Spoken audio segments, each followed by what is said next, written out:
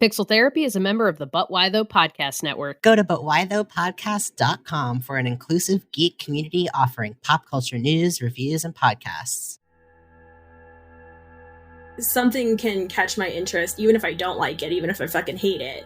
If there's something about it that is interesting to me or that bothers me, like, I'm gonna poke and prod at that and like try to figure it out. So it doesn't really make sense to me when people just want to enjoy something without thinking about it, because to me, the enjoyment kind of, at least in part, comes from thinking about it and, you know, like seeing what is the thing doing, what is it saying.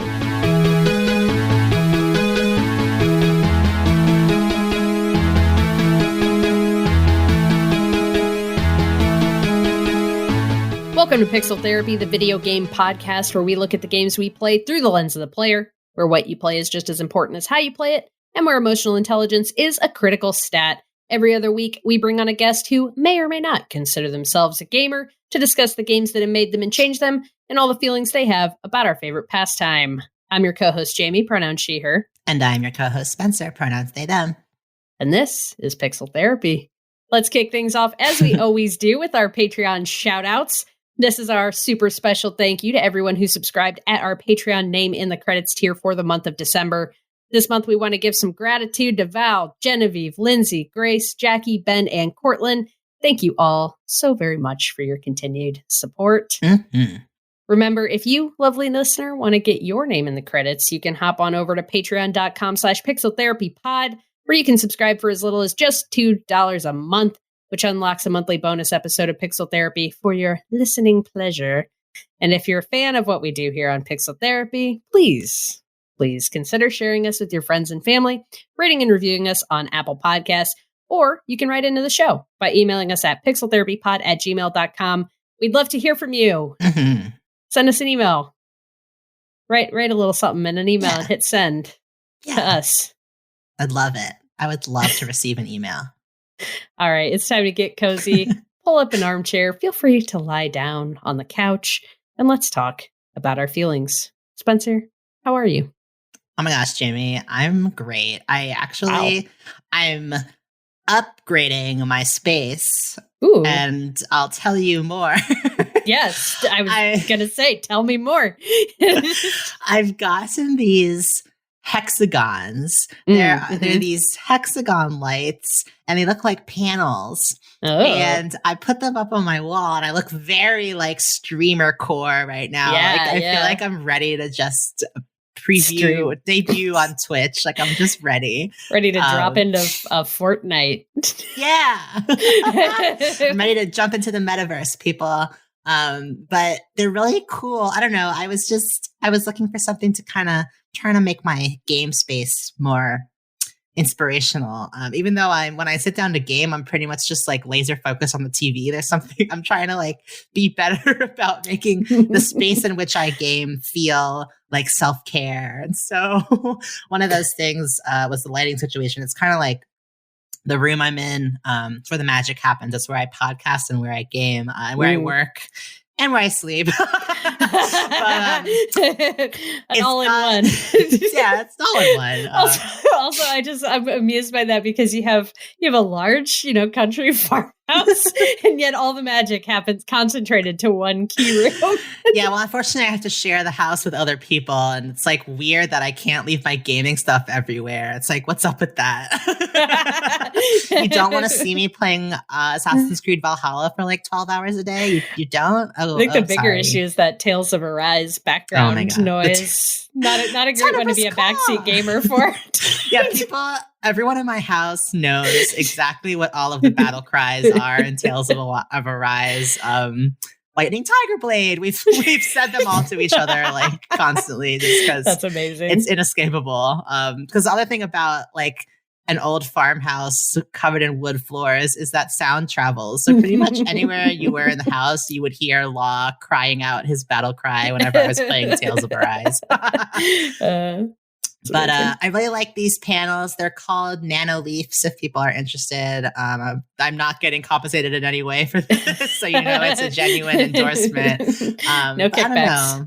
There's something about the changing color. You can set them to change colors, and it just kind of sets a mood and makes me feel happy. So been doing that. Actual gaming wise, I will say I've been feeling kind of that midwinter ennui, I suppose. For me, it's the pre-big game release ennui is what happens. Right? Don't want to get too attached. We're on the cusp of Horizon Forbidden West. I always want to call it Horizon Zero Dawn Forbidden West. Oh, is that not the official title? Sorry. It's Horizon Forbidden West. What do you mean, sorry? Because I've been saying it wrong. I've been saying the full Horizon Zero Dawn : Forbidden West. No, I think it's just Horizon Forbidden West. All right. But it's the sequel to Horizon Zero Dawn. So I don't know. You're forgiven. They've got a lot of Horizon. They got a lot of the next Horizon. Exactly. We got the trailer this week. The story trailer showing that both Angela Bassett and Carrie Ann Moss both of my moms doing were some there. Voices in this video game. And I'm just like champing at the bit. It's gonna be epic. But yeah, I guess it's been kind of a dearth of content, I suppose. I will say I've been leaning hard into Game Pass. I have not touched my PlayStation 5 in like 2 months. Poor guy. What? Sorry, that's like big for me because at first I was like, PlayStation 5 controller is better and the interface is better, and I don't know about this Xbox stuff. But then Game Pass kept being like, hey, remember all these cool games you wanted to play? Well, we have them now. So I downloaded so many games, but the ones I've been playing this past week have been Moonlighter, which is like a I suppose it's roguelike-ish. You're this shopkeeper who basically, so these mysterious dungeons appeared in this world, and a town cropped up next to the dungeons because people who go into the dungeons have come back with materials and items that other people want to buy. And so you are a shopkeeper who goes into the dungeons to find cool shit, and then you have a shop and you sell your shit. And so it kind of is like a mix of that kind of like, I don't know, life farming sim plus hack and slash craziness. So that game has been really fun and cool. It's I know it's an indie title that's gotten a lot of attention in past years, but maybe the fervor has cooled off a bit, but it's been fun for me to play. Great soundtrack too. Yeah, really good soundtrack. I also tried to download A Plague Tale: Innocence again. I tried to play it a bit late last year, and then I just got like too scared because it's a little stressful. So in that game, you play as a brother and sister who. Okay, something I forgot is at the beginning of it's called A Plague Tale: Innocence. So in your head, you're like, okay, I'm imagining there's like I'm in the. Oh boy, wait, let me just look it up really quick. Sorry. Okay, 14th century France. Okay. So it's set in 14th century France during the 100 Years' War. So you kind of expect like, oh, okay, it's going to be like the Black Plague. It's going to be some Inquisition action going on. But there's something like freakishly supernatural going on. I'll say like in the opening scene of the game, you're walking with your father in the woods. A Plague Tale: Innocence is pretty striking. It was developed by Asobo Studio and published by Focus Home Interactive. And it's an indie game, but the scope of it, like the art, the mechanics, like the quality is incredible. And so I think it plays like a smaller scoped, like AAA game, I would say, or much closer to it. It'd be like a kind of mid-tier, something, maybe in between what you might be expecting from a smaller independent game. Yeah, absolutely. But in the opening scene of the game, you're with your father and your hunting dog. You're in these gorgeous golden dappled woods. And then you come across this hole in the ground. And the hole has all this black sludge coming out of it. And something monstrous attacks your dog and kills it and pulls it down into the hole. And that's where the plague is coming from, I guess. It's fucking scary. I remember being like it has this kind of like surreal psychological horror thing going on. And so I was like, oh, this is why I really wanted to play this game. Because I think the title, A Plague Tale: Innocence, like it makes you feel like you know what you're getting into. It's like some kind of historical drama. But there's a lot more going on. And the gameplay really reminds me of like The Last of Us. Like it's a mix of sneaking, throwing bottles and bricks and things to distract enemies, and being very grounded in the sense that against these much bigger, stronger enemies. So in this case, it's like guards, like Inquisition soldiers searching for you. You have to be very careful because like you're not in a one-on-one melee battle, you're not gonna win. And if in 1 or 2 hits, these monsters or these people, they're not monsters, they're people, just fuck you up. But their actions are monstrous. But the monsters are the real monsters are the ones that we encounter along inside. Nailed it. So it gives me a lot of those vibes of sort of having to really be strategic in my movements, and that constant dread in the back of my mind that I don't want to get caught. But I think in my second time around, the game is gorgeous. It's really hooking me with its sort of mysterious through lines. So I'm trying to give it another chance. And then the third game I'm playing, I don't know, I just can't make up my mind these days, but a game just came out recently that I think we're both playing, and I know Jamie infected me with her excitement, so that's definitely why I initially picked it up. But it's a game called No, don't be. Called Nobody Saves the World. Just came out in January this month, just a few days ago, from Drinkbox Studios, who have made a couple other really awesome games. Severed, which is one of Jamie's like favorite games that you played last year. Possibly a favorite game, one of your favorite games ever. Is that overstating it? It might be overstating it a little bit, but and I didn't play it last year. But Severed's probably up there as like one of my favorite Vita games for sure. Oh, Vita. Yeah. R.I.P. R.I.P. to Vita. And Guacamelee, which was like a brawler. Side-scrolling punch 'em, beat 'em up Metroidvania. Yeah. Where you play as a luchador. Yeah, so it's like make these like really cool, kind of like stylized, very stylized games, dynamic games. But in Nobody Saves the World, so this is a really cool game. I think one that's definitely getting me more into this concept of a dungeon crawler. So Nobody Saves the World is a 2D RPG kind of dungeon crawling game. You literally start the game as nobody, like this little person who's completely white, doesn't really have discernible features. My favorite part about the starting character is like you press A to attack and they just push their arms out and like slap the air like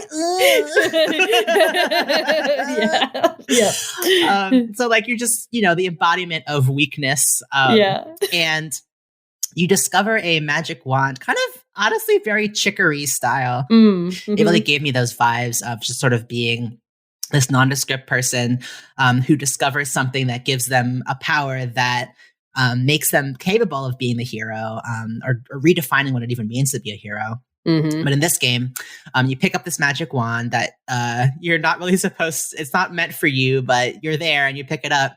And it gives you the power to actually change shape and transform into different classes. So when I first pick up the wand, I'm able to turn into a rat. And then when I get to a certain level of proficiency with the rat, when I level up, instead of just leveling up my one character, it opens new branches of other things that I could turn into. So in my scenario, from the rat, I could turn into a guard who's like a warrior with armor and a big sword, or I can turn into a ranger who's like wearing light armor and a bow and arrow. And so as you keep leveling up, you can unlock this whole intersecting web of like different types of fighters. And so you really have the flexibility to, if you don't like a certain character, you can just be someone else. Or if you can't get through, like if you're having a really hard time fighting through a specific dungeon, you can completely switch up your strategy and try to be a different character. So that's the general premise. Jamie, do you want to share some of your like initial impressions of Nobody Saved the World?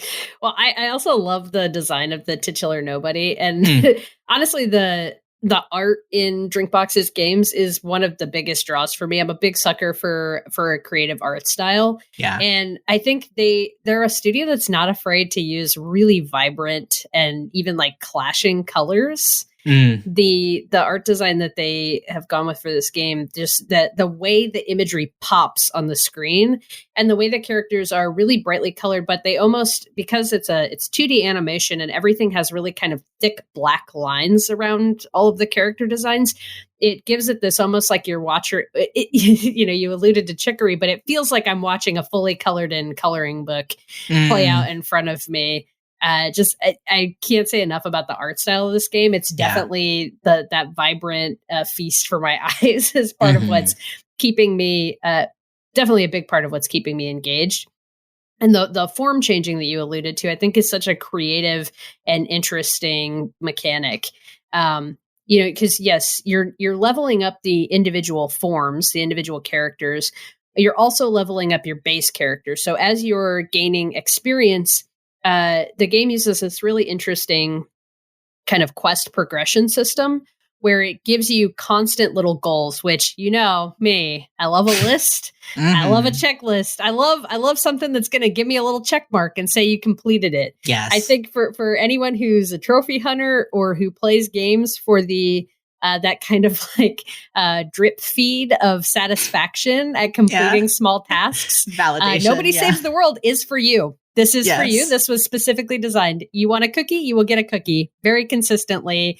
I'm the perpetual rat at the sugar water feeder. I'm just like getting those little check marks and watching the little bars go up. And that's definitely very enjoyable. The menu that you open up to see the list of tasks and the list of forms and all that is also so well designed, so vibrantly colored.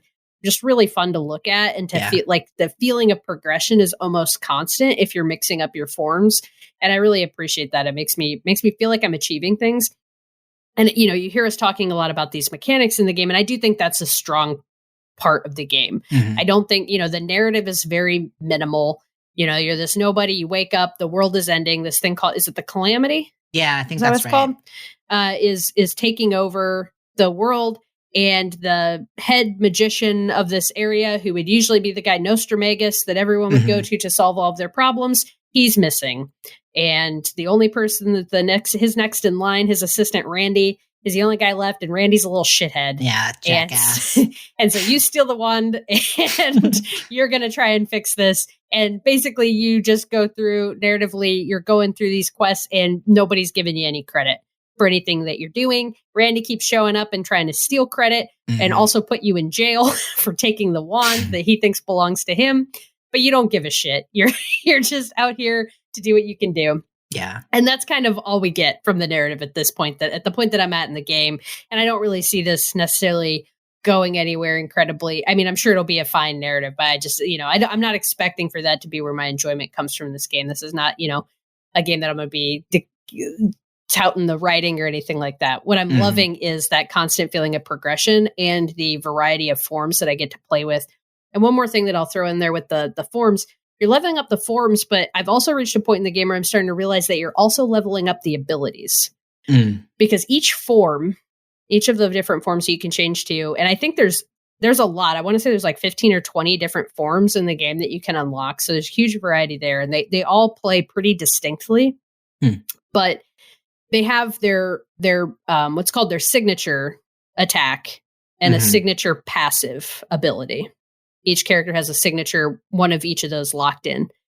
As you level up the character, though, they earn additional abilities and additional passive abilities that can be assigned to, in the case of, on the Xbox controller. God, I'm not going to remember. What are the buttons? You got I don't remember the buttons on a fucking Xbox controller. The Xbox controller has Y, X, A, and B. Okay, and so A is the one on the bottom of the little diamond, right? Yeah. So that's what your signature move is attached to. You eventually, as you level up the form, you unlock abilities for the other 3 buttons. However, those other 3 buttons are interchangeable with abilities that you unlock from other forms. As your base character levels up and gains XP, the nobody levels up and gains XP, which you get for doing quests that are more like rollover kind of quests. Like you can get a never ending quest that's like kill X number of enemies. And every time you complete that, you gain XP. Yeah. So as you gain that XP, you level up nobody. And as nobody levels up, you unlock passive ability slots. Everything beyond that A button slot and your first passive ability are interchangeable. You actually can level up ability. You're leveling up abilities as much as you're leveling up forms, and then switch and swapping them around to find good combinations of abilities that can make the characters wildly OP when you actually take them into a dungeon. And that there's such a playfulness in that and a creativity that I'm just really impressed with. Yeah.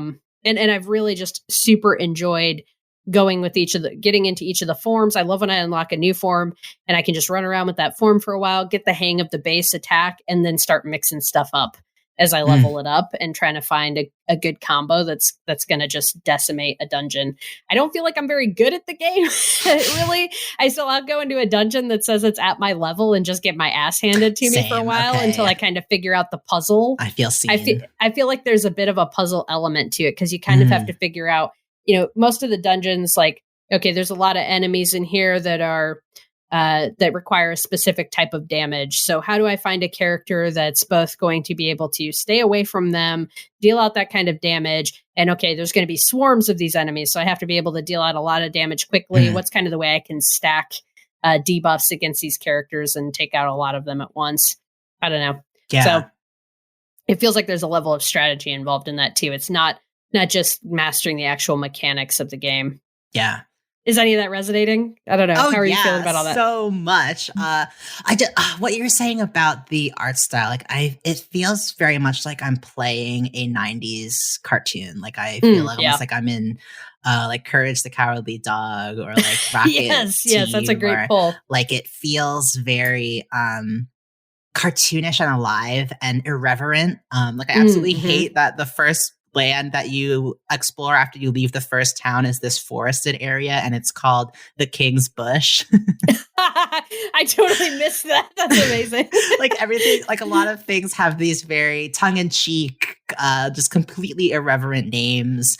And when you were speaking of the playfulness of just the way that the game's mechanic works, like it's this dungeon crawler where you're really in control of being whatever you want to be to kind of wreak havoc in your own way. Like it feels very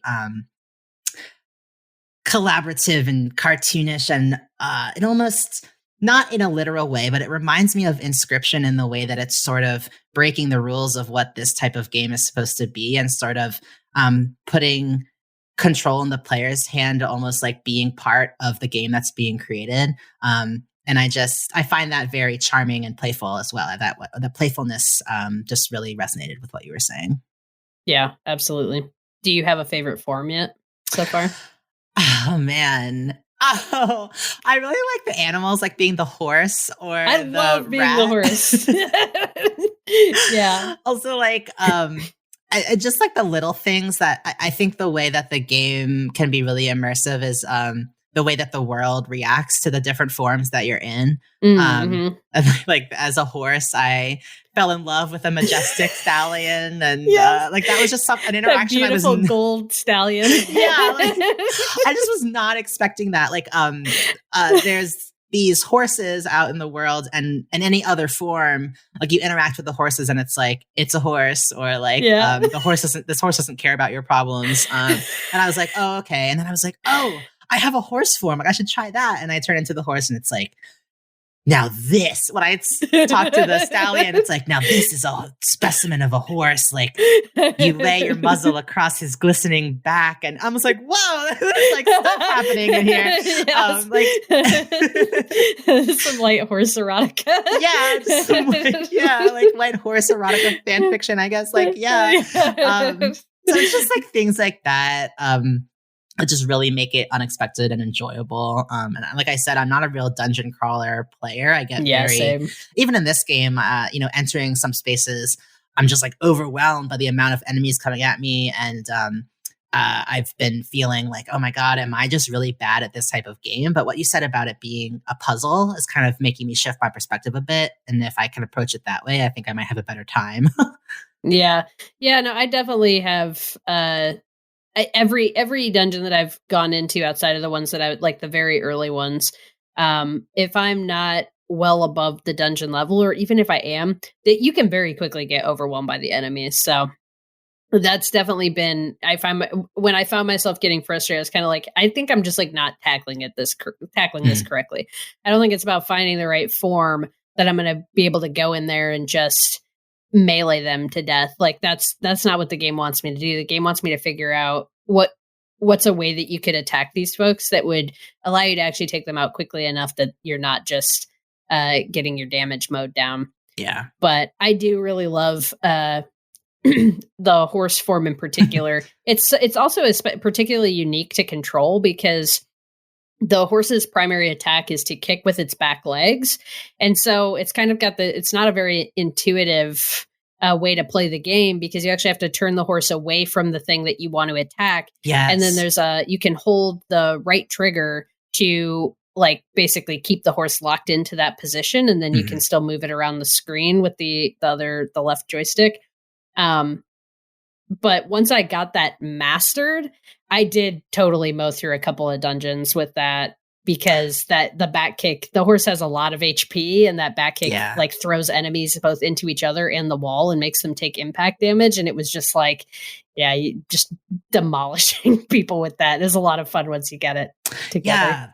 Yeah, like the constraints of each form is really fascinating, because it's like you think, oh, I might look different, but I'm sure that I press A to attack. Like it's all the same. And the way that the game does little twists to kind of make each one have their own constraints and feel like you need to sort of take a minute to learn who this character is and how they work. It really just adds another layer of a dimension to it. Like I really appreciated that about the horse as well, because it's like, getting used to that is a bit tough. Like the fact that because it's a horse, it kicks. So of course it's only going to attack backwards. And I was like, oh my God, how am I going to use this? And then once I mastered it and was like, oh fuck, I have so much more HP and this kick is hella strong. Like it just feels that much more rewarding. And I thought that was just like a really creative twist on how to make these forms feel really like embodied and different. And then you put the archer's like super speed arrow move on the horse, and you can have arrows shooting out your front and kicking out the back. But yeah, no, I'm having a lot of fun with Nobody Likes Us. I have no idea if I'll see it all the way through to the end. I've read some reviews saying that it kind of hits a grind wall. Where, it reaches a point where you've unlocked all the forms and it feels like you just have to keep grinding out to be able to beat things. Who knows? Maybe that'll be a stopping point for me. But right now I don't have all the forms unlocked, and I'm really just enjoying going through and leveling everything up and playing around with it. So It's a good distraction until Horizon comes out. Yeah. Also, you just called it Nobody Likes Us, which is funny because that's Jamie's gamer tag. But yeah, everyone should go play Nobody Saves the World. What else? Didn't get a lot of sleep last night. What else am I playing? I'm also I'm not quite in quite as much of a bounce around mode as you are, though I certainly know that vibe well. But I am also playing right now. I'm playing The Ruined King. Which the Ruined King : a League of Legends story. That's right, folks. League of Legends. That's right. We're LOL gamers now. Yeah. I don't think I will ever actually touch the core MOBA, but Arcane got me interested in that League of Legends lore. The Arcane show from Netflix I talked about a couple weeks ago, and I had heard about this game. I had heard that it was a pretty solid RPG, and it was for sale over the holidays on the PlayStation Store. And so I decided to pick this up. It came out in November of last year. It's developed by Airship Syndicate, who I'm not super familiar with as a developer, but they did do Darksiders Genesis, which interestingly was kind of a different take on the Darksiders games that came out. What's Darksiders? Darksiders? Darksiders is like knockoff Zelda / God of War combined. It's kind of like a solid like B tier game. The Darksiders games are pretty fun. You play as different horsemen from the apocalypse, and it's basically a third person action adventure game with with some light puzzle solving and some Metroidvania elements. Cool. Yeah.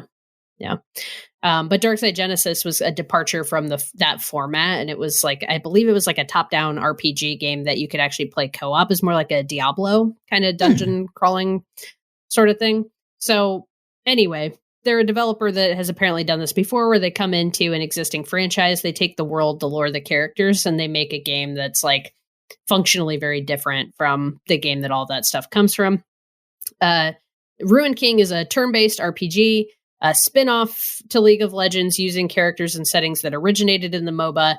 And one of the main things that intrigued me when I was reading about it is that it's a much shorter RPG. I'm someone that a few years ago, my partner and I tried to play Divinity Original Sin 2, which anyone who has heard of this turn-based RPG game knows that it is like at minimum like a 70, 80 hour game, probably going to take you well over 100 hours to beat. I've always been very intrigued by these types of RPGs, but it's also really hard to dedicate that kind of time to a game. And especially like in a co-op experience like that, where we were trying to play it, we probably sunk a good 30 or so hours into it and like barely scratched the surface of what the game had to offer. And just fell off of it.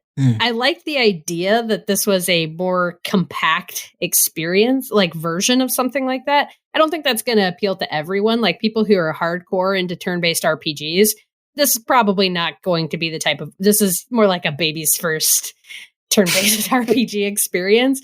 But it was good for me for what I wanted in this time where like I don't want to overcommit to anything because I know there's games on the horizon that are coming out. Games on the horizon, like Horizon, that are coming out in a few weeks that I'm going to want to like drop everything and play. So I don't want to get overcommitted in anything. And so far I'm really liking this game. It's got a really cool art style. When you're playing in the open world, your character's kind of running around like a kind of isometric picture of the map. And then when you go into battles, it turns into this, it's not exactly 2D, but it's more of a side-scrolling view of the battlefield. Your team characters will be standing in the screen kind of in a row, and the team that you're facing is kind of in a row on the opposite side of the screen. And like I said, it's turn-based, so you're picking an attack at a time, but it has a really interesting initiative system where you can actually see the speed at which your attacks will occur, and you can influence that. So by default, you have a set of attacks that are instant attacks, which when you choose them, they will occur instantly. And then you have a set of attacks that are called lane attacks. And when you choose a lane attack, by default, it's a balanced lane attack, which takes a set amount of time to do, but that's like the normal version of the attack. But you can also do the lane attack in the speed lane, which means the attack happens faster, but it occurs for less damage. Or you could do a power lane attack where it takes longer for the attack to hit, but it deals more damage. So it gives this additional layer of strategy, especially as you're playing, you usually have 2 to 3 characters on your side of the screen, and you kind of want to time their attacks. You can see where the enemies are at on this initiative bar too, and kind of plan things out and time things out so that you're hitting people at good times. So for example, if I have an enemy that will apply concussion damage to, or if I have a player or I have a character on my team that'll apply concussion damage to an enemy, I want his attack to hit first, because then every attack that comes after that is going to apply stun to the enemy on the other side. So I want my guy to hit first, and then I can have my stronger person come through with a power attack that I scheduled to happen slower. Nice. That then is going to apply stun on the enemy. So it's making decisions like that in battle. So it makes the combat super fun. The story is fine. It's serviceable. I'm not super invested in any of the characters or what's happening yet. It's kind of this fantasy pirate story, which is not necessarily, like, pirates aren't necessarily my bag. Essentially, you play as this kind of, I don't think she's exactly a priestess, but she's like I think she's called a truth bearer character named Alawi, who believes in this serpent goddess. Her and her people live on this island that's kind of a pirate paradise sort of a place. A lot of shady characters following their desires. And her and her people are responsible for keeping back these like ghosty things that live on this other island. I don't know. it's fine. Like, the ghosty things are coming back. They're called like the harrowing or something like that. Some bad pirate dude that everyone thought was dead has gone and aligned himself with the ghosties. And now they're coming back and they're going to kill people, I guess. So we're going to fight them. Nice. Whatever. She's teaming up with like this multicultural group of folks that I believe are all League of Legends characters that I have no context for. I was going to say, is it like tangentially related to League of Legends, or are these all like... I'm pretty sure these characters are... I'm pretty sure these characters like Alawi, there's a character named Braum, there's a character named Yasuo. They all seem like I'm pretty sure they're League of Legends characters. Cool. Because when you first are introduced to them, they put them on the screen with this little chunk of backstory that I think is probably more familiar to people who play League of Legends, and just say like, this is this person, this is where they're from. Great, they're in your party now. Nice. I don't know. I'm way more interested in like how the types of fighters that each character is, and they give you really interesting upgrade paths too, where you do have a lot of flexibility, not as much as Nobody Saves the World, but there's you can kind of pick different trajectories for each character. Like there's a character who's very obviously supposed to be a tank, but I can make him a tank that's like totally focused on drawing attacks and being just this bulwark of defense and absorbing damage. Or I could make him a tank who's more focused on hitting really hard, but he can't take as much damage as he would otherwise. So you get a bit of variety there. I don't know. It's been fun. That's cool. I feel like it's fascinating too, just from a I don't know if marketing or strategic outlook in terms of how like League of Legends as a game has been an established fandom for like a decade, and there are players who it's like an esport mainstay. It's like there are players who are incredibly skilled at this game, and it's very tactical, and it takes, I would say it has a learning curve in terms of really nailing all of the interactions and what the right moves are. And so like having a TV show, not just to attract potential new fans to the game, but also creating an entirely different kind of game where people who are maybe coming in from the show and have no interest in playing the like highly tactical, like, what does MOBA stand for again? Oh boy. Massively Online Battle Arena. Yeah. So like don't want to do that and have this option multiplayer online battle arena. Awesome. Like, I don't know. I just think it's a cool way of bringing in new people and sort of adding to the lore of League of Legends and expanding it. It's cool. Yeah. And I do think, like, I'm pretty sure, just because I've heard people talk about playing League of Legends before, I think lanes are a concept that comes from League of Legends. So I don't know. We'll see where I go from here. I don't see myself, in a few years becoming a hardcore League of Legends player. But I do agree that, like, it's interesting that they're trying to make the lore that's been built up around these characters for so long that League doesn't really have the space to explore in the type of game that it is. Like, that they're taking that lore and they're using it to build other properties out of. Yeah. And that it can grab people like me who have no interest in League proper. I think that's cool. I think, especially for the writers who work on that game, who have probably spent a lot of time putting thoughts and energy into all of these cool characters that they're developing. And then they mostly just get picked based on their abilities, and, players play with the different characters they like because, they have a cool design or a cool weapon, or I like the way I can use them in the battle. And we never really get to see any more narrative depth with those characters and granted, this game is, I don't think, providing a ton of that narrative depth, but it's opening avenues for them to further explore those characters that have been created. So I think that's nice. Cool. What's the queerness factor of Ruined King, a League of Legends story? How gay is it? So far, I would say probably not very gay, although Alawi is like a very buff lady. Nice. And there's also, some of the characters, I'm assuming this is a character from League, but her name is Sarah Fortune, and the game calls her Miss Fortune. Oh my gosh. And yeah, Miss Fortune, nice. She's got some big well displayed breasts. Great. In the artwork. So there's that. That doesn't necessarily have to be queer, but anybody who's into boobs might enjoy. We love big honkers around here, so it's fine. Yeah.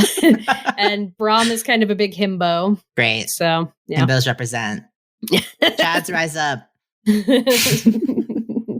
All right. Let's go ahead and transition over to our interview. Our guest for you today is Ty Galiz-Rowe.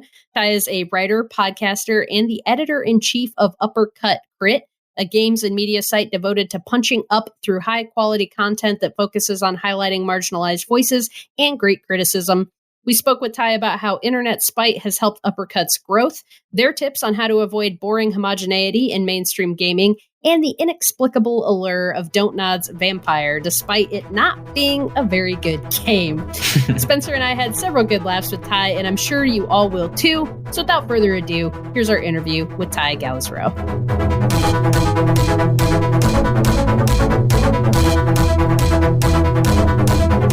Hello to our wonderful guest, and thank you so much for joining us in the virtual Pixel Therapy studio. Before we jump in, could you take a moment to share your name and your pronouns? Hi, my name is Ty Galiz-Rowe, and I use he or they pronouns. And Ty, can you tell us a little bit about how you spend your time? Oh, well, that's a question. For my time that I spend working, I am an editor at an esports website and also a freelance games writer of various different kinds of things. I also run an independent games crit and just like kind of everything site called Uppercut. Then that takes up a lot of my time. And then I spend too much time on twitter.com. And I also have two under 2-year-old Shiba Inus that also take up a lot of my time. Oh, no. Ty, you mentioned that you are the editor-in-chief of Uppercut Crit. Well, you mentioned that you run it, but I know through Google that you're the editor-in-chief. A games and media site devoted to punching up through high-quality content that focuses on highlighting marginalized voices and great criticism. I'd love to dive in. I have been reading Uppercut for a couple years, so love the work you're doing. Wow, what does it mean to you? Of course. What does it mean to you to punch up? I think it mostly means like, taking the shot where it needs to be taken in a direction that's actually going to be productive. So I guess the easier way to define it is like what is not punching up, right? Is punching down, which is, like if you are somebody with any modicum of power and you're using that to, crush other people or put them down in a way, or, just use that weight to knock people down instead of helping them up is kind of the antithesis of what we want to do. So we are looking to be bold in those statements of saying like, hey, this is wrong, or hey, we don't like this, or whatever, or, getting into the honest criticism of games. But it's also, in theory, punching through barriers for people. So like more people, especially more marginalized folks, can kind of enter the game space. Mm-hmm. I love the way, I think sometimes people confuse criticism as being inherently negative, or that it's like wrong because it's detracting from the enjoyment of I think I see this a lot, especially in video game spaces. Why do you think it's important for us to engage critically with things that we love? What's the value there? I guess to me, it's weird if you love something and you're not thinking about it in all of the ways that it can be thought about. You know what I mean? Like when I have something that I have the thing of something can catch my interest, even if I don't like it, even if I fucking hate it. If there's something about it that is interesting to me or that bothers me, I'm going to poke and prod at that and try to figure it out. So it doesn't really make sense to me when people just want to enjoy something without thinking about it. Because to me, the enjoyment kind of, at least in part, comes from thinking about it and, seeing what is the thing doing? What is it saying? I don't get that perspective. Honestly, it's weird to me. So yeah, it's important, I just think, to understand things for what they are and what they can be, right? Because games and other pieces of media are living texts a lot of the time, or they're unique in that they have a lot of hands behind them. And so I think it's important to be thinking about that kind of stuff when you're engaging with it, you know? Absolutely. So backing up a bit, what inspired you to start your own gaming and media blog with Uppercut? So like right towards the end of when I was in university, I started listening to gaming podcasts. And a lot of the people at the time who were, you know, like on IGN and GameSpot and stuff were all kind of saying like, if you want to do this, you can, you just have to, you know, like do it. You have to have some kind of portfolio or resume or something showing that like, hey, you can do it. And so I was like, all right, well, I graduated from college and was looking for a job in between. So I was like, all right, I'm just going to do this. Why not? And it was just me for a while. And then I developed the relationships with the other people who ended up coming onto the site with me. And we just, kind of went from there. But the impetus was just kind of someone saying, like, if you want to do something, you have to do it. And as you reflect back on the growth of your platform over the past few years, what's something that surprises you? The effectiveness of spite. Please say more. I mean that in the literal sense that we did in I think it was 2020 get like a huge surge of people following us and like supporting us because a games journalist who will not be named tried to like subtweet us while we were doing our EGM fund, and a lot of people were not fans of that. So that like, and to be fair to him, he did like later apologize and stuff. But yeah, it like a lot of people are very big on fuck you energy, it turns out. So that was a very like, I heard Twitter runs on it. Yeah, it was like a material like gain in followers and stuff because of that. And like, you know, we raised like over $12,000, and I think it was in part because of that. Like people were mad, and so they were like, "Here's money, fuck that guy." Nice. Which, you know, it was like, okay, cool. But also too, just like I, as a person, I'm just like, the more that something is like put in my way, or the more that I am told that I can't do something, the more I will want to do it, and the more I'm probably going to do it.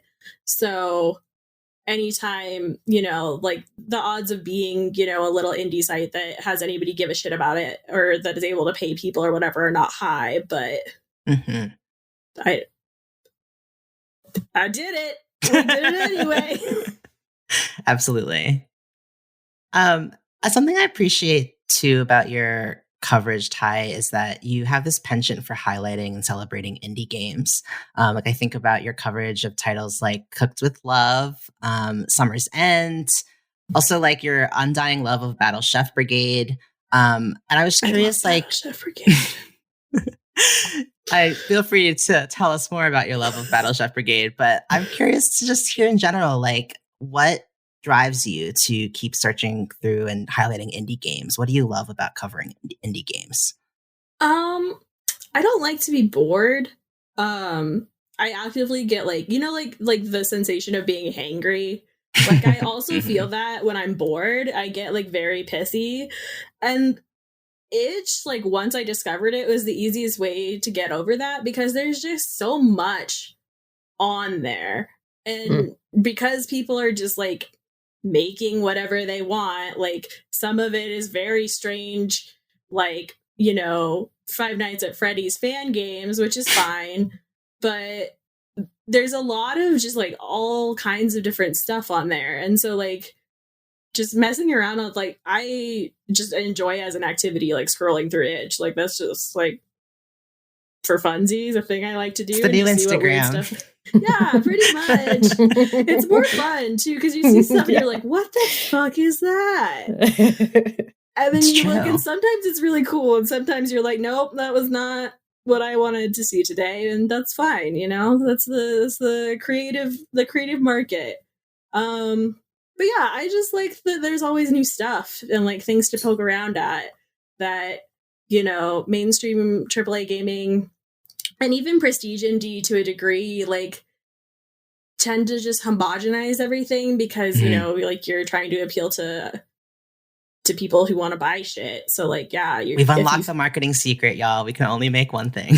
Yeah, like, I mean, that's the thing, right? Like, that's the attitude, or at least like I don't know, I'm not a money doctor, but like all of that stuff kind of gets condensed into something that's more marketable, and it doesn't, I mean, they do probably have to worry about that in terms of sales, but a lot of people are just doing it like because they want to. So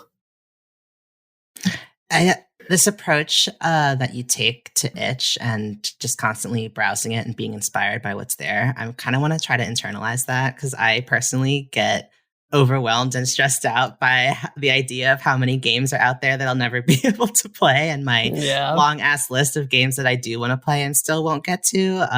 But it just feels like letting it wash over you instead of being a rock and letting it crash against you feels like a much better approach. Yeah, and I've just like come to the conclusion, I've known this about myself for a long time, but it's gotten more and more concrete as I've gotten older. It's just like, if I'm bored of something or if I'm not interested in it, I won't make progress with it. I won't have any like thoughts in terms of being able to write or do analysis. I need something, even if it's again something that I don't like. Like, I need something to grab onto and like have some kind of emotional response from. And totally. Like, so rather than trying to keep up with like big stuff, which I still do to a degree because like I'm a freelancer, but I don't know, itch makes brain go burr, so I try to do that.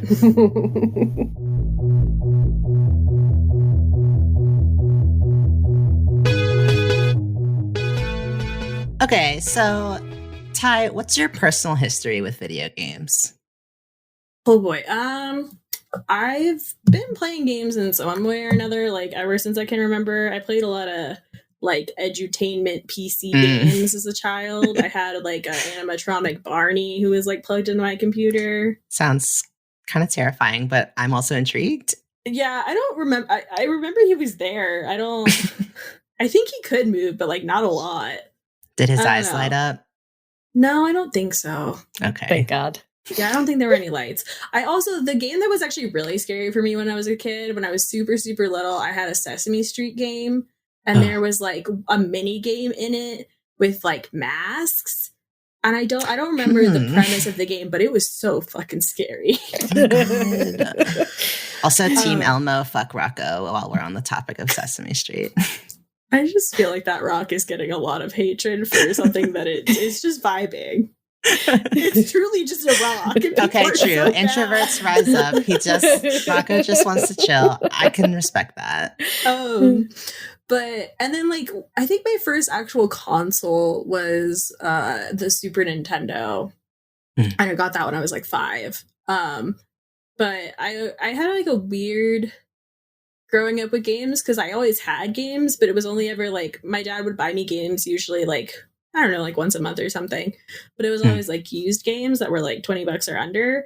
And since I didn't know shit about shit, I would always just pick the games with like the covers I thought were cool. Yeah. So I like had Battletoads, and I'm like one of the few people that has very fond memories of the original Battletoads, because like I didn't know that it was really hard. I just thought I sucked.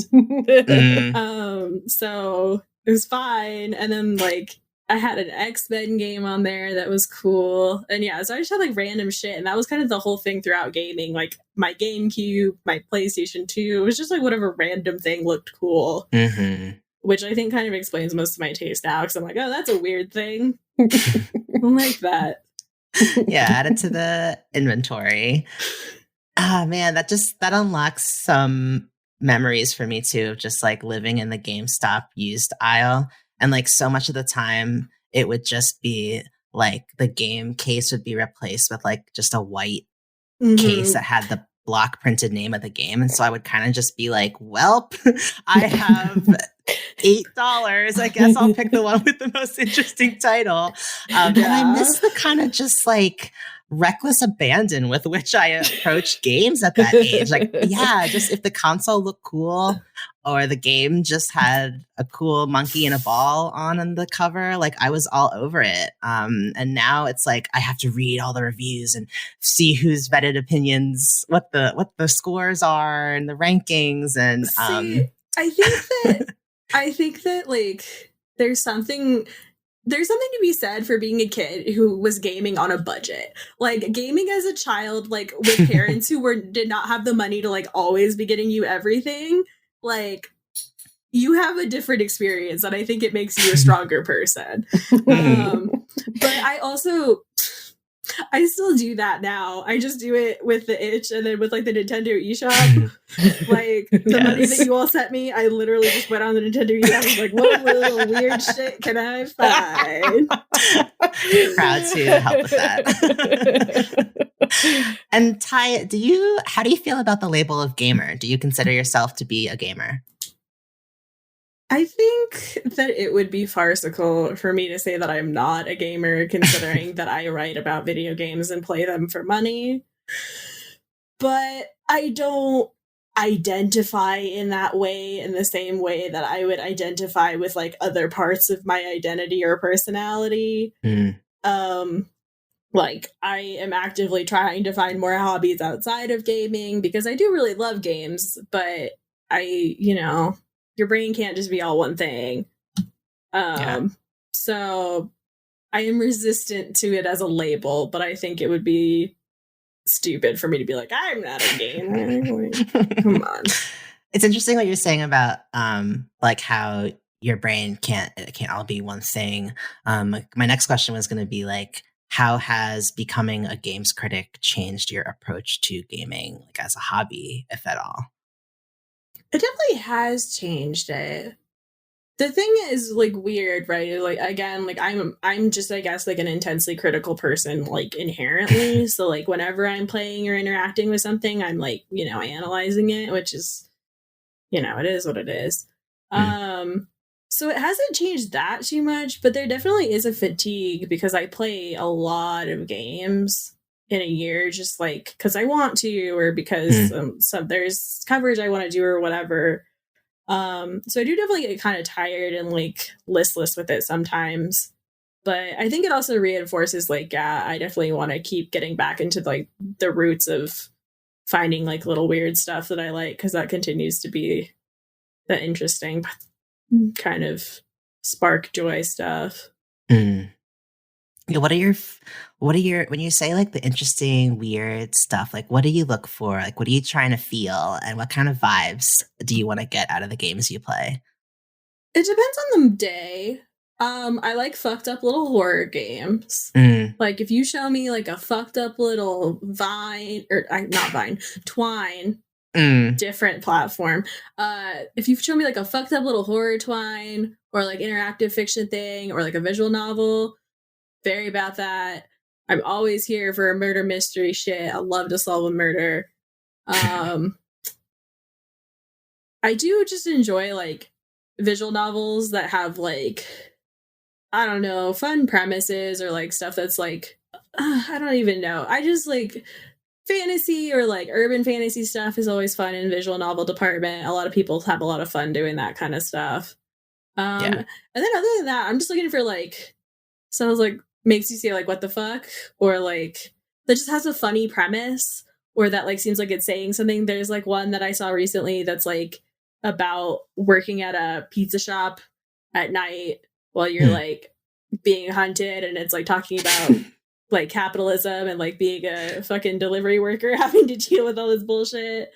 So yeah, I don't know, just like anything that kind of catches my attention. I feel like I have more of a like what I don't want than what I'm like specifically looking for. But yeah. I have very similar taste in like visual novels. Like I love a nice psychological horror, and I love a game that like puts me in my place and reminds me that I'm a player and that the game exists separately from me and has a mind or a will of its own.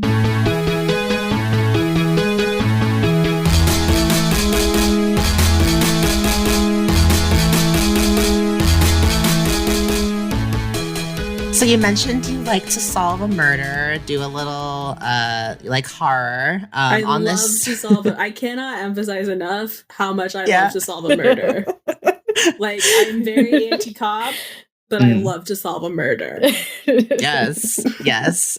Well, speaking of, on this show, we like to ask guests to share a game that had an impact on them in some way, or a game they really love. And the game you chose to talk to us about is Vampyr, an action role-playing video game developed by Dontnod. So, I'm surprised I've never heard of this game, because of reasons. They did one or two big marketing pushes for it before it came out, and then people were looking at the trailers and were like, this does not look good, and then they stopped showing it, and then it came out. Okay, I'm pretty sure that's correct. See, I watched the trailer and I thought narratively it looked really compelling, but the graphic quality was a little... Yeah, a lot of people were looking at it and were like, this looks like shit. Like, the visuals of it look really bad. Like, people were not... People did not have high expectations, which is fair, because it's not good, but it's also great. Okay, amazing. Well, for the folks at home, I just want to give y'all a quick one-liner. This game originally came out in 2018, and the plot is it follows the trials and tribulations of Mr. Jonathan Reed, a doctor who has been turned into a vampire and is torn between the Hippocratic oath he has taken to protect people and his newfound bloodthirsty nature. So Ty, if you were to describe this game in a few sentences to someone who's never heard of it, how would you pitch Vampyr? Okay, well, first of all, it's bad. I just want to get that to the forefront. So y'all know. It's bad. I think it's bad in a lot of ways mechanically. I think that its overall narrative is very bad. Spoilers, they fridge the same woman twice. Not good. But there are also some of the coolest systems I've ever seen in my life in terms of making your mechanics connect directly to the game world and the story and how you move through the world of the game. And it finds a really interesting ways to make all of the characters that you encounter, all the NPCs matter. And so I guess the selling is that it's I don't really know how to sell it. I don't think it's that compelling of a sell when on the face. It's a white dude vampire in England who's oh no, I'm a vampire. And then he ends up working at a hospital because of course he does. But they know he's a vampire. It's not a Dr. Acula from Scrubs situation. But the combat is not good, but it has a lot of really interesting ideas, and a lot of the side stuff is very interesting. And if you're a person who likes the RPGs that are about how your choices impact the world and all that stuff, and having the branching choices, it's very much one of those in a way that's sometimes super, super cool and sometimes extremely fucked up. And I know it's maybe been a while since you've played, but do you have an example that sticks out in your mind of how these mechanics, either a really crazy story moment or a specific aspect of the game that still stands out in your mind? So, I guess the main thing is just the core way it works, right? Is so you're playing as Jonathan, and I don't know if every single one, but almost every NPC you meet is a bespoke citizen who was they have a name, they have, a story to them of some kind, they have a role within the area of London that they live in, they're inherently part of a community. And then you as a vampire, to level up, you need to drink blood. So you can kill citizens to do that. But if you do, the districts will become more unstable because you're literally taking people out of these communities, which also the other main thing is that there's a quote unquote Spanish flu outbreak happening. So they are in the middle of an epidemic, which is haunting to play the opening of that game 2 years into a pandemic, because I did that yesterday and it's rough skis. Oof. There's a lot there, but so then they complicate that more by being like, okay, so if you power yourself up, the game will get easier, which in short is if you kill citizens, the game will get easier, which technically is true because you can like mega level yourself up and just like be a walking nightmare man. But if you do that, the districts go to shit, and once they become too unstable, they become like overrun by like other fucked up vampires. So that makes it harder to like transition through them. And if you lose a district, it's like just fucked. And then on top of that, you have citizens where they have like a, base like 1,000 XP or whatever if you drink from them. But the more hints you get about their life and the more you find out about them, the more they become worth. So there's all these fucking things that they're asking you to balance of like, are you going to kill people? Okay, if you kill people, who are you going to kill?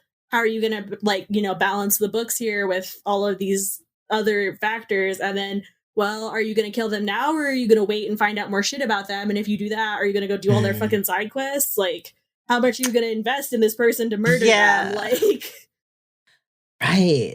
It feels a little like fattening the cow before the slaughter. Like, it's such a weird dynamic where it's like the more you know about someone, the higher up value they get. Like, it's like, yeah.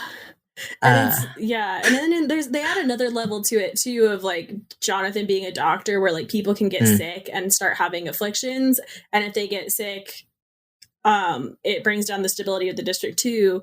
So you have to be watching these people and like still being a doctor and like taking care of people so that their districts don't go to shit, while also like maybe eating their neighbor. Yeah, that's my question. Like, I'm guessing you can't be like a vegan vampire. So like, if you don't want to kill like your friends or the people that you're learning more about, how do you survive?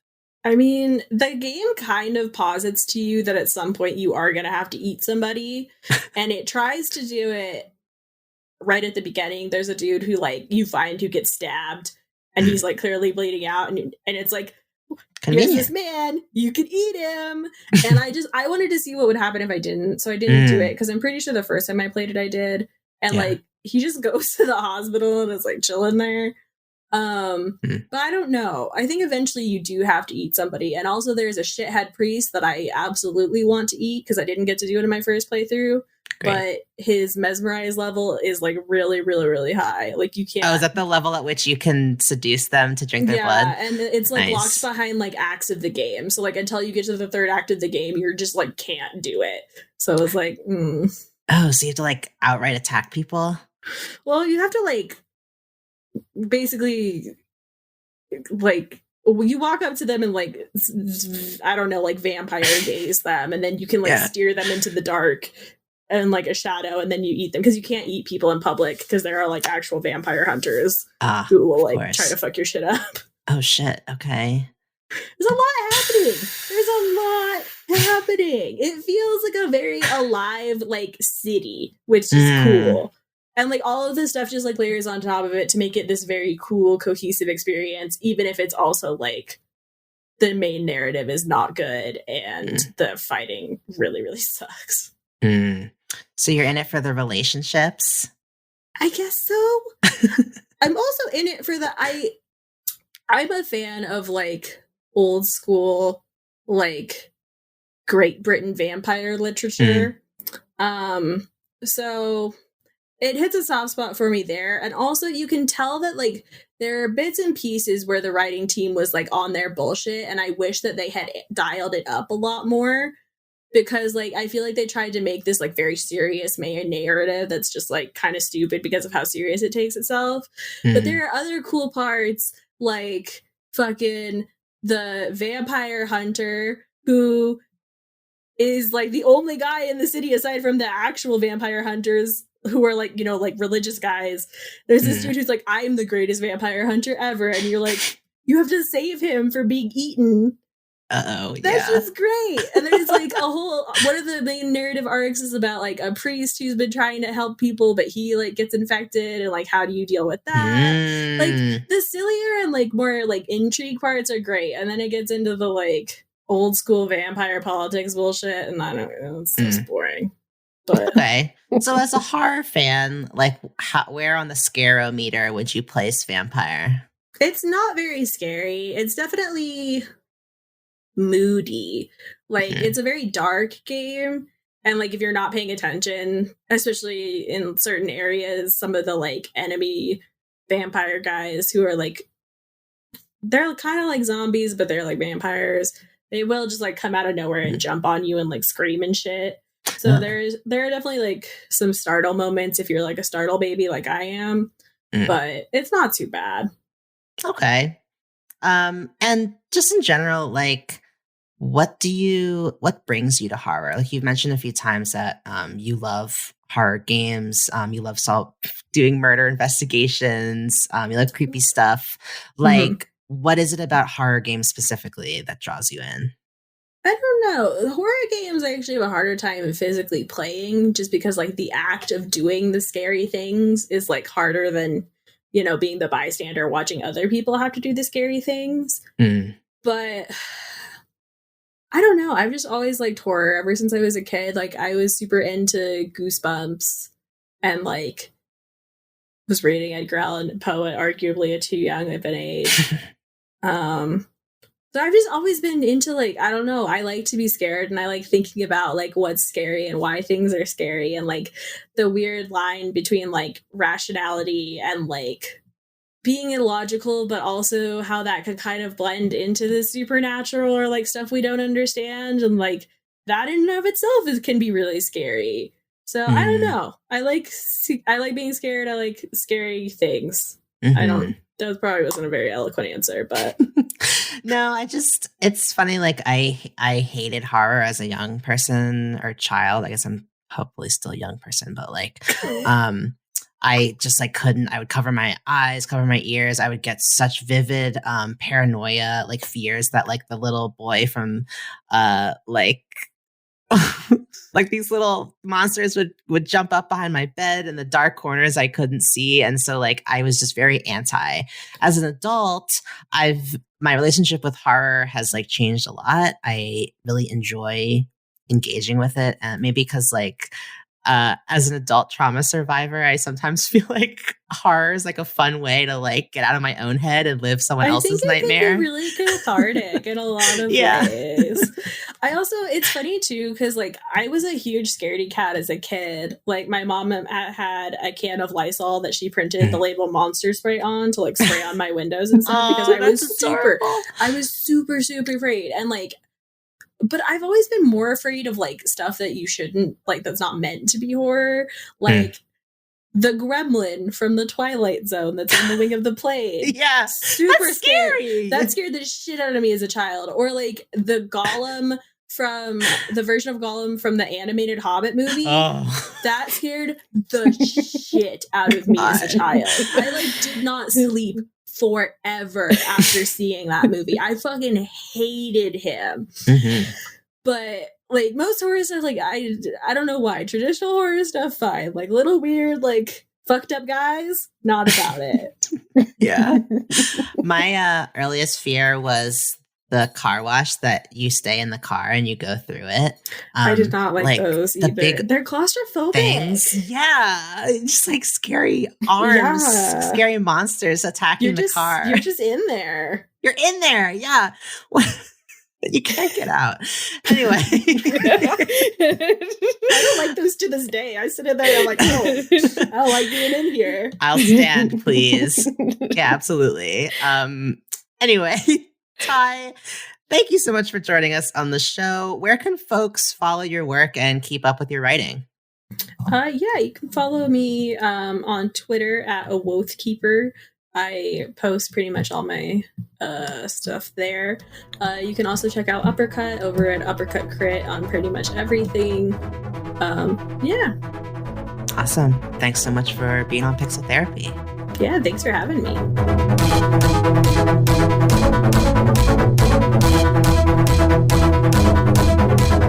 is up for today's session of Pixel Therapy. Thank you for tuning in, and we hope that listening to our thoughts and feelings gave you some thoughts and feelings of your own. If you want more Pixel Therapy, come check us out at patreon.com/pixeltherapypod, where you can snag that monthly bonus episode for just $2 a month, plus opportunities to get involved with the community and influence the show directly. If you're not up for contributing monetarily, but you enjoyed this episode, you can show your support for free by rating and reviewing us on Apple Podcasts and following us on Twitter and Instagram at Pixel Therapy Pod. That stuff is just as important, and we appreciate it just as much. Remember that Pixel Therapy is a happy member of the But Why Though Podcast Network, so you can support us by supporting them and heading over to butwhythoughpodcast.com. That's though with a THO. Take a peek at the inclusive geek community they're building around pop culture news, reviews, and kick-ass podcasts like yours truly. And you can keep up with all of this stuff and more by visiting our website at pixeltherapypod.com. Finally, since we like to put our money and our energy where our mouth is, we end every episode with a recommended side quest. You've heard a bunch about it today, but today's side quest is Uppercut Crit, a site creating critical writing, podcasts, and videos all about gaming. So Uppercut has a Patreon. You can find it at patreon.com/uppercutcrit. Something to remember is that Uppercut is really trying to foster diverse voices in video games writing, and they compensate every writer who appears on their site. So you can help them grow, enable them to keep making what they do by heading over to patreon.com/uppercutcrit.